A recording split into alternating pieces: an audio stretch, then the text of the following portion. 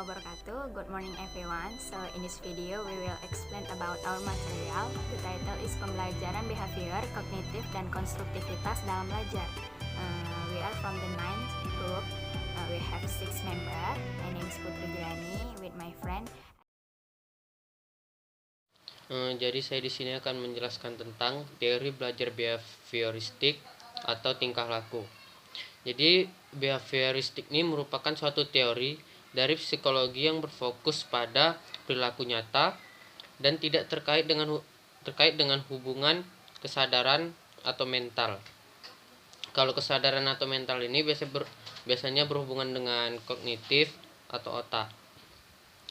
Ciri perilaku untuk teori belajar behavioristik ini adalah guru bersikap otoriter.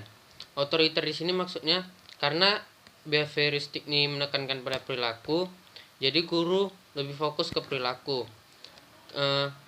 Guru hanya memberikan tugas, kurang percaya dengan siswa, dan siswa jarang diperhatikan. Kalau secara konsep otoriter ini, dan sebagai agen indoktrinasi. Indoktrinasi ini maksudnya penanaman sikap dan perilaku. Jadi teori belajar behavioristik ini mengatakan kalau belajar ini sebagai perubahan tingkah laku dari yang sebelumnya kurang baik menjadi baik. Hal ini karena teori belajar behavioristik menganggap manusia itu bersifat pasif dan segala sesuatu tergantung pada stimulus atau rangsangan yang didapatkan. Sasaran yang dituju dari pembelajaran ini adalah agar terjadi perubahan perilaku siswa ke arah yang lebih baik. Poin-poin yang diambil dari pembelajaran behavioristik ini tingkah laku. Jadi misalnya terjadi pelanggaran sekolah, kan itu berhubungan dengan tingkah laku, mungkin mempengaruhi poinnya seperti itu. Jadi teori belajar behavioristik ini seseorang itu dikatakan belajar apabila sudah terjadi perubahan tingkah laku dalam dirinya. Pandangan behavioristik mengakui pentingnya masukan atau input yang berupa stimulus itu rangsangan, dan kemudian ada timbal baliknya dari siswa, yaitu respon. Stimulus ini diberikan langsung oleh guru. Stimulus dan respon tadi memiliki hubungan. Jadi berdasarkan hubungan itu bisa diamati dan tidak ada hubungannya dengan kesadaran atau konstruksi mental. Teori belajar behavioristik berlawanan dengan teori kognitif, karena teori belajar behavioristik ini hasilnya tuh teori belajarnya itu bisa dilihat dengan mata, sedangkan teori kognitif tidak. Menurut Santrok tahun 2008 nomor 2 halaman 266, pendekatan menggunakan paham behaviorisme yaitu pandangan yang menyatakan bahwa perilaku harus dijelaskan melalui proses pengalaman yang dapat diamati, bukan dengan proses mental. Jadi kaum behaviorisme ini mengatakan perilaku adalah segala sesuatu yang bisa kita lakukan dan dilihat secara langsung.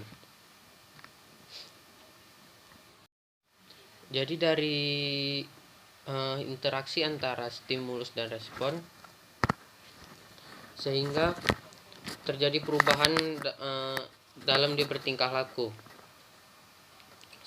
Seseorang dianggap, seperti yang saya bilang, seseorang dianggap belajar jika terjadi perubahan tingkah laku di dalam dirinya. Sebagai contoh, seorang anak belum dapat berhitung perkalian, walaupun dia sudah berusaha giat dan sudah dibantu gurunya. Namun jika anak tersebut belum dapat mempraktekkan perkalian tersebut, maka dia belum bisa dianggap belajar, karena ia belum dapat menunjukkan perubahan tingkah laku sebagai hasil belajar dari yang dia sebelumnya tidak mengetahui tentang perkalian. Sampai sekarang pun dia masih belum mengerti tentang perkalian, karena jadi kan tidak ada perubahan perilaku. Jadi seperti itulah konsep dari teori behavioristik ini. Para ahli yang berkarya dalam aliran ini seperti Thorndike, Watson, Pavlov, dan Skinner. My name is Agita Berisinurat as presenter. Saya akan membahas mengenai ciri-ciri dari teori behavioristik. Adapun ciri-ciri dari teori behavioristik, yang pertama adalah belajar adalah perubahan perilaku. Yang kedua, perilaku tersebut harus dapat dilihat atau diamati. Yang ketiga, perilaku tersebut harus dapat diukur. Yang selanjutnya, mengakui pentingnya masukan atau input yang berupa stimulus dan keluaran atau output yang berupa respon. Yang kelima, fungsi mind atau pikiran adalah untuk menciptakan struktur pengetahuan. Dan yang keenam, pembiasaan dan latihan menjadi esensial dalam belajar. Yang selanjutnya, yang dapat diamati dan diukur hanyalah stimulus respon. Yang terakhir, kegagalan atau ketidakmampuan dalam penambahan pengetahuan dikategorikan kegagalan yang perlu dihukum. Selanjutnya, menurut behavioris, pemikiran, perasaan, motif tidak adalah subjek yang tidak tepat untuk dijadikan sebagai ilmu perilaku, sebab ketiganya tersebut tidak dapat diukur dan tidak dapat dilihat. Dua pendekatan yang dapat dilakukan. Yang pertama dengan cara pendekatan pengkondisian klasik atau dengan cara kegiatan menghubungkan suatu stimulus dengan stimulus yang lain yang akan menghasilkan suatu respon. Yang kedua dengan pendekatan pengkondisian operan, atau dalam pengkondisian ini akan dilatih atau dibentuk siswa yang akan menciptakan atau menimbulkan suatu kebiasaan. Yang selanjutnya, kita akan membahas mengenai kelebihan dan kekurangan teori behavioristik. Pertama, saya akan membahas mengenai kelebihan dari teori behavioristik ini. Jadi, kelebihan dari teori behavioristik ini di mana teori ini sangat cocok digunakan untuk pembentukan kebiasaan, sehingga ini cocok dilakukan untuk pembelajaran anak TK, anak SD, atau anak-anak yang masih dapat dilatih untuk membiasakan kehidupan yang lebih baik. Contohnya dengan membiasakan anak membuang sampah pada tempatnya, karena anak-anak ataupun anak yang masih kecil ini akan masih mudah untuk dibentuk kebiasaannya atau karakternya dibanding dengan anak yang sudah remaja ataupun dewasa. Akan sulit untuk membentuk kebiasaan-kebiasaan yang baru atau mengubah kebiasaan buruk menjadi kebiasaan yang baik. Selanjutnya, kelebihannya yang kedua adalah teori behavioristik ini juga cocok diterapkan untuk melatih anak-anak yang masih membutuhkan dominasi orang dewasa. Jadi, dalam teori ini sangat cocok sekali digunakan pada PAUD ataupun pada sekolah dasar. Karena pada PAUD dan sekolah dasar akan membutuhkan lebih banyak peran daripada orang dewasa untuk menunjukkan mana yang baik dan mana yang tidak baik, atau mana yang boleh dilakukan dan mana yang tidak boleh dilakukan. Selanjutnya, kita akan membahas mengenai kelemahan dari teori behavioristik ini. Adapun kelemahan daripada teori ini adalah di mana guru memiliki peran lebih dominan daripada peserta didik, sehingga peserta didik akan mengalami kekurangan peran dalam proses belajar tersebut. Dan yang selanjutnya adalah pada pembelajaran ini peserta didik hanya akan menunggu ilmu yang diberikan oleh guru. Jadi peserta didik hanya duduk diam mendengarkan ceramah dari gurunya tanpa berperan aktif dalam pembelajaran tersebut. Inilah penjelasan dari saya. Selanjutnya akan dilanjutkan oleh rekan saya. Hi, my name is Putri Juliani. So in this video, I will explain about pendekatan pembelajaran kognitif. Jadi teori belajar kognitif ini muncul pada abad terakhir sebagai bentuk protes dari teori perilaku yang sudah berkembang sebelumnya. Model kognitif ini memiliki perspektif bahwa peserta didik memproses informasi melalui upaya mengorganisir, menyimpan, dan kemudian menemukan hubungan antara pengetahuan baru dan pengetahuan yang telah berkembang sebelumnya. Model ini menekankan bagaimana peserta didik memperoleh informasi. Peneliti yang mengembangkan teori kognitif ini ada 3, yaitu Ausubel, kemudian ada Brunner, dan yang terakhir yaitu Gagne.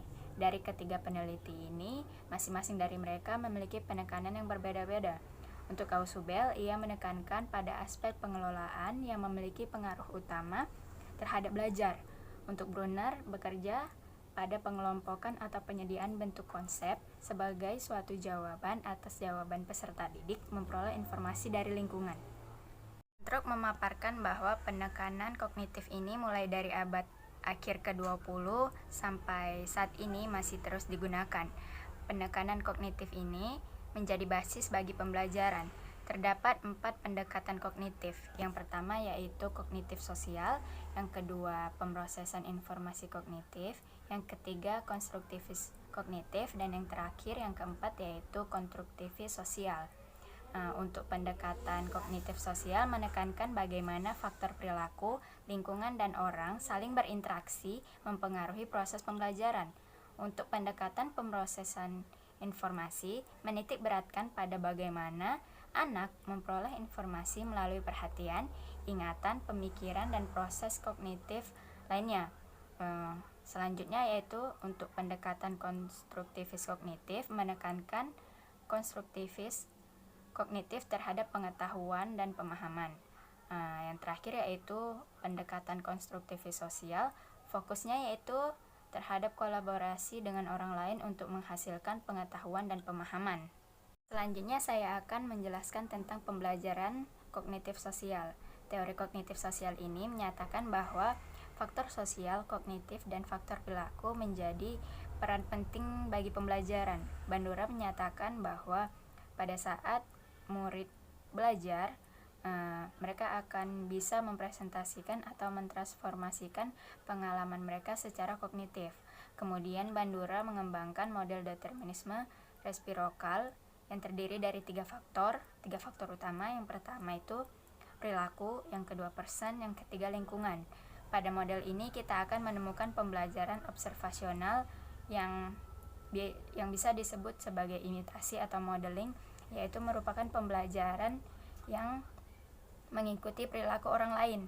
Pada pembelajaran observasional ini, Bandura membagi beberapa proses, yaitu perhatian, retensi, produksi, dan motivasi.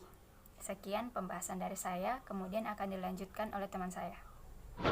Assalamualaikum warahmatullahi wabarakatuh. My name is Cindy Aulia Butar-Butar as presenter.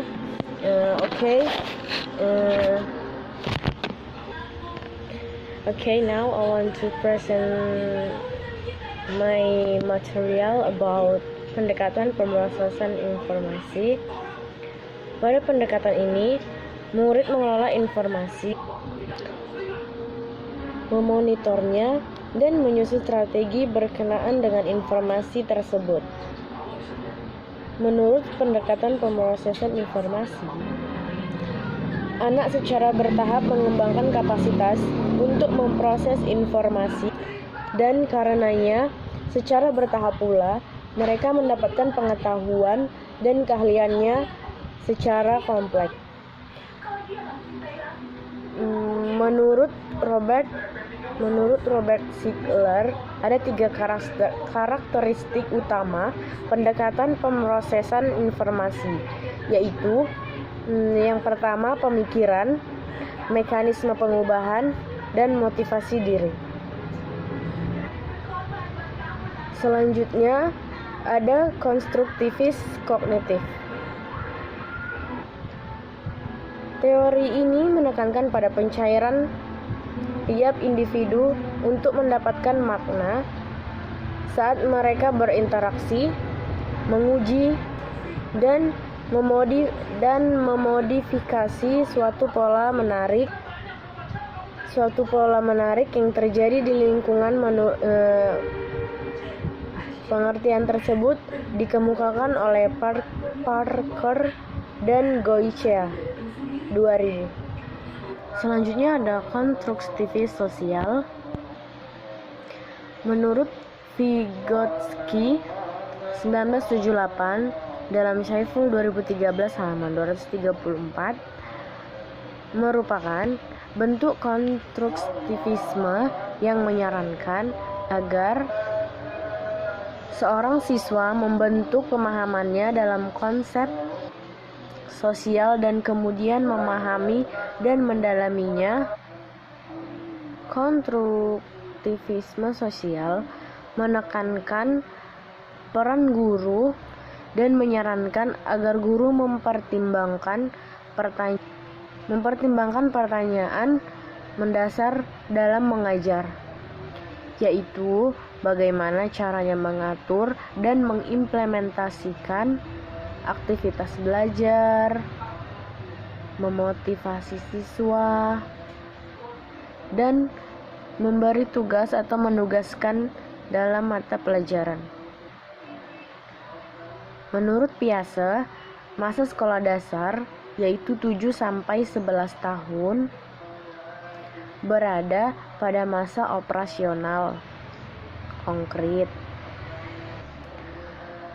Pemikiran pada tahap ini melibatkan konsep operasi, pemikiran yang logis, menggantikan pemikiran intuitif, dan hanya dalam situasi konkret. Nama saya Trihana. Di sini saya akan menyampaikan materi mengenai pendekatan pembelajaran konstruktivitas. Jadi, pembelajaran konstruktivitas itu berasal dari aliran filsafat pengetahuan yang menekankan bahwa pengetahuan itu merupakan konstruktivis atau bentukan sendiri. Jadi, pengetahuan itu berasal dari konstruksi atau pengalaman. Jadi, pengalaman diperoleh melalui interaksi dengan lingkungan. Jadi manusia akan menggunakan inderanya sehingga dapat berinteraksi dengan lingkungannya. Pembentukan pengetahuan menurut konstruktivistik ini memandang subjek aktif menciptakan struktur-struktur kognitif dalam interaksinya dengan lingkungan. Dengan bantuan struktur kognitifnya ini, maka subjek menyusun pengertian realitasnya. Teori konstruktivisme ini yang terpenting adalah bahwa dalam proses pembelajaran, siswa yang aktif, siswa yang mendapat penekanan. Jadi di sini siswa yang aktif untuk menggali pengetahuannya. Mereka yang bertanggung jawab terhadap hasil belajarnya. Penekanan belajar secara aktif ini sangat perlu untuk dikembangkan. Kreativitas dan keaktifan siswa akan membantu mereka untuk berdiri sendiri dalam kehidupan kognitif siswa. Hal yang perlu diperhatikan dalam pembelajaran konstruktivistik ini yang pertama, mengutamakan pembelajaran yang nyata, yang kedua, mengutamakan proses, yang ketiga, menanamkan pembelajaran dalam konteks pengalaman sosial, dan yang keempat, pembelajaran dilakukan dalam upaya mengkonstruksi pengalaman. Posner mengemukakan aspek-aspek model pembelajaran konstruktivistik. Yang pertama adalah adaptasi, yang kedua konsep pada lingkungan, dan yang ketiga pembentukan makna. Dari ketiga aspek tersebut, Piaget memberi makna yaitu pada adaptasi terhadap lingkungan dilakukan melalui dua proses. Yang pertama asimilasi dan yang kedua akomodasi, di mana asimilasi adalah proses kognitif di mana seseorang mengintegrasikan persepsi, konsep, ataupun pengalaman baru ke dalam skema dan pola yang sudah ada dalam pikirannya. Sedangkan akomodasi terjadi untuk membentuk skema baru yang cocok dengan rangsangan yang baru atau memodifikasi skema yang telah ada sehingga cocok dengan rangsangan itu. Nita Anggraini Putri akan melanjutkan materi mengenai pendekatan pembelajaran konstruktivitas. Bila dalam proses asimilasi, seseorang tidak dapat mengadakan adaptasi terhadap lingkungannya, maka terjadilah ketidaksetimbangan atau disequilibrium. Pertumbuhan intelektual ini merupakan proses terus-menerus tentang keadaan ketidaksetimbangan dan keadaan setimbangan, atau disequilibrium, equilibrium. Oleh karena itu, Jean Piaget dikenal dengan konstruktivisme individual. Vygotsky dikenal dengan konstruktivisme sosial. Konstruktivisme Vygotsky memandang bahwa Pengetahuan dikonstruksi secara kolaboratif antar individual dan keadaan tersebut dapat disesuaikan oleh setiap individu. Dua prinsip penting yang diturunkan dari teori Vygotsky adalah yang pertama, mengenai fungsi dan pentingnya bahasa dalam komunikasi sosial yang dimulai proses penginderaan terhadap tanda sampai kepada menukar informasi dan pengetahuan. Yang kedua, ada zona of proximal development. Adapun tujuan dari pembelajaran melalui pendekatan konstruktivistik ini adalah menghasilkan manusia-manusia yang memiliki kepekaan, ketajaman baik dalam arti kemampuan berpikirnya, kemandirian, kemampuan menilai proses dan hasil berpikir sendiri, tanggung jawab terhadap risiko dalam mengambil keputusan, mengembangkan segenap aspek potensi melalui proses belajar yang terus-menerus untuk menemukan diri sendiri, yaitu suatu proses learn to be, serta mampu melakukan kolaborasi dalam memecahkan masalah yang luas dan kompleks bagi kelestarian dan kejayaan bangsanya. Menurut konstruktivisme, peserta didik mengkonstruksi pengetahuan dengan cara memberi arti pada pengetahuan tersebut sesuai dengan pengalamannya. Teori belajar konstruktivistik menitik beratkan pada bagaimana seorang peserta didik mampu menyusun pengetahuan berdasarkan pemahamannya dirinya sendiri. Guru tidak mentransferkan pengetahuan yang dimilikinya, tetapi hanya membantu dalam proses pembentukan pengetahuan oleh peserta didik agar berjalan dengan lancar. Peserta didik menyusun pengetahuannya berdasarkan usaha dirinya sendiri atau individu masing-masing. Maka tugas guru adalah hanya sebagai fasilitator atau mediator. Guru hanya memberi arahan agar peserta didik termotivasi dalam pembelajaran atau mendapatkan suatu pengetahuan. Terima kasih. Thanks for watching this video. Hopefully our presentation are useful to us. If we are making mistake, we say sorry. Wassalamualaikum warahmatullahi wabarakatuh. So that's all about our material are offer to explain. If you guys still don't understand and want to ask something to our group, please write the text on comment below.